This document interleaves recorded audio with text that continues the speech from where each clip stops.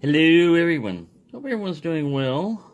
I have got three more padlocks in, and I want to discuss why I like vintage padlocks the most. I like all locks, but I really like padlocks the most, and vintage padlocks are really up there because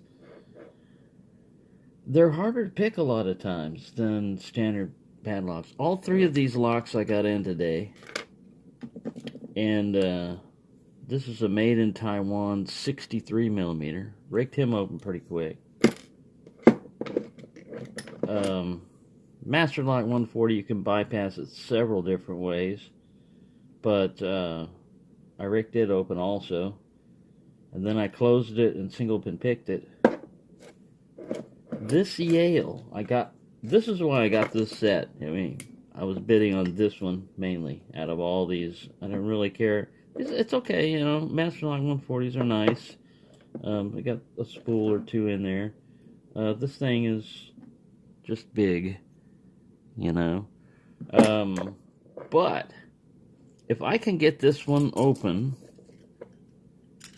this extra key on this lock finally fits the keyway. Fits right in there. It doesn't, work the lock, but I can change the key pins. If I pop this open, basically got to pick it open or get it open somehow. Pop this little cover right here. Pull the pins out, pull the core out, and then change the bitting.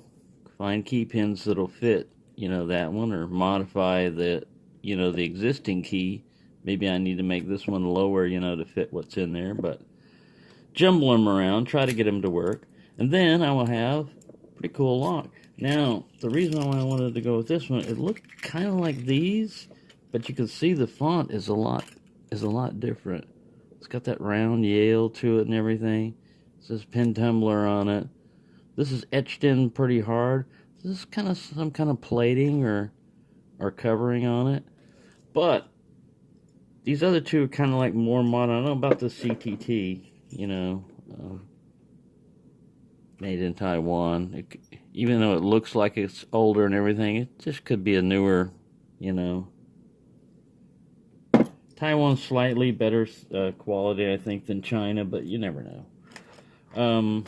So that's what I want to do on this one. So it's not really a picking video or anything. I mean, I could close this one and rake him if you want to see, and everybody's seen a Master Lock 140 before. Also, I got this in today. Now I'm going to do a separate picking video on it. The bidding is not bad on this one. Low, high, low, high, low. So, and these Yales, this is also, it says it's part of the Asa Abloy thing, but also here's the big standout, This is part of an Asa Abloy group. And it gives us different ratings there, for, at least it has a standard, it tells you what it's rating on, and it has a standard, that it says, here's the performance standards meet the requirements of AS 4154 or 45.4 2001 and BSEN, blah blah blah, and it's got all those numbers there. So unlike other locks that you run into or companies, at least there's some kind of grading system that meets some kind of standard instead of arbitrary their own made up company standards. It's somebody else's standards that they're trying to adhere to instead of it's rated extreme maximum pick resistance 5-pin tumbler. Well, what's beyond extreme maximum then if you get a 6-pin lock? I mean, it's crazy. But this puppy here, I picked on and tried to rake him, tried to snap gun. I haven't tried to shim it yet, but I can get a slight turn on the core. With older locks, also, one of the things I want to mention is I shot some lube in there. Sometimes you're going to have to use stronger tension. In one case, on one of these Yales, I had this thing at a 45-degree angle, and I thought, what in the hell's going on here? You know, it's got to be one hell of a deep spool, you know, to go that far, or core modifications. Now we're enabled to get it go that far, you know, over and still not be open. And what had happened was that it was hung up. The actuator was hung up. I had actually picked the lock several times, didn't know it, you know, because I kept reaching that one point where it stopped. You know, you don't want to break your tension wrench, you don't want to break the lock. But actually, that's what I had to do, is just apply, you know, quite a bit more torque. And then once you broke past that one point, the shackle, you know, popped and came open. So older locks present a challenge also because the tolerances were machined better. I mean, they were made better. If machinery, you know, wore out, they replaced it. They had preventative maintenance programs on stuff, you know, and they wouldn't just run it until it breaks, you know, and stuff like that.